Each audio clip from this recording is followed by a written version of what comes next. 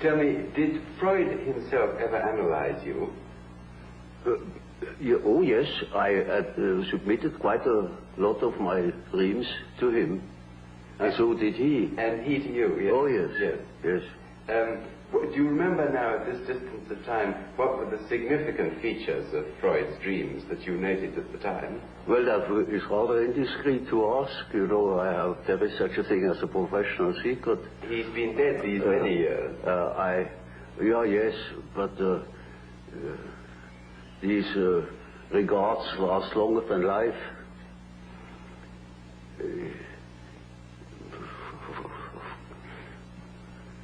I prefer not to talk about it. Well, may I ask you something else then, which perhaps is also indiscreet? Is it true that you have a very large number of letters which you exchanged with Freud, which are still unpublished? Yes. When are they going to be published?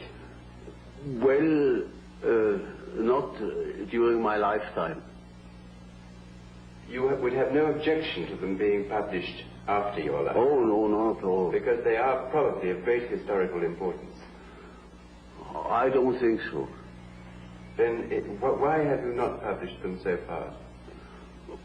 Because they were not important to me enough. I see no particular importance in them.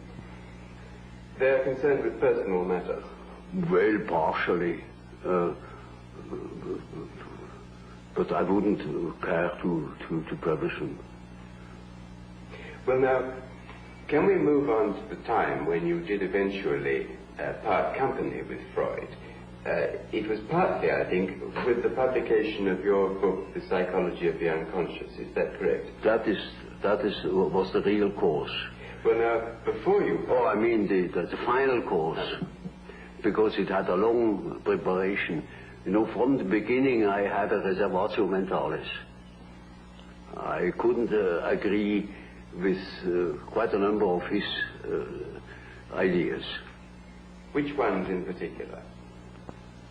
Well, chiefly his purely personal approach and his disregard of the historical conditions of man. You see, we depend largely upon our history. We are shaped through education, through the influence of the parents, which are by no means always personal. They were prejudiced or they were influenced by historical ideas or what I call dominance. And that is a most decisive factor in psychology. And we are not of today or of yesterday. We are of an immense age. Was it not partly your observation, your clinical observation of psychotic cases which led you to differ from Freud on this? It was partially my experience with schizophrenic patients that led me to the idea of certain general historical conditions. Is there any one case that you can now look back on and feel that perhaps it was the turning point of your thought? Oh yes, I made quite a number of experiences of that sort, and I went even to Washington to study Negroes at the psychiatric clinic there in order to find out whether they have the same type of dreams as we have. These experiences and others led me then to the hypothesis that there is an impersonal stratum in our psyche. And I can tell you an example. We had a patient in the ward. He was quiet but completely dissociated, schizophrenic. And he was in the clinic already for over 20 years. He had come into the clinic, as a matter of fact, being a young man, a little clerk, and with no particular education. And once I came to the ward, and he was obviously excited and called to me, took me by the lapel of my coat and led me to the window and said, "Doctor, now you must see. Now look at it. Look up at the sun and see how it moves. See, you must move your head too, like this, and then you will see the follows of the sun. And, you know, that's the origin of the wind. And you see how the sun moves as you move your head from one side to the other. Now, of course, I didn't understand it at all. I thought, oh, there you are, he's just crazy. But that case remained in my mind. And 4 years later, I came across a paper written by the German historian Dietrich, who had dealt with the so-called Mithras liturgy, a part of the great Parisian source of papyrus. And there he produced a part of the so-called Mithras liturgy. Namely, it is said there, after the second prayer thou wilt see how the disk of the sun unfolds. And you will see hanging down from it the tube, the origin of the wind. And when you move thy face to the regions of the east, it will move there. And if you move your face to the region of the west, it will follow you. And into that.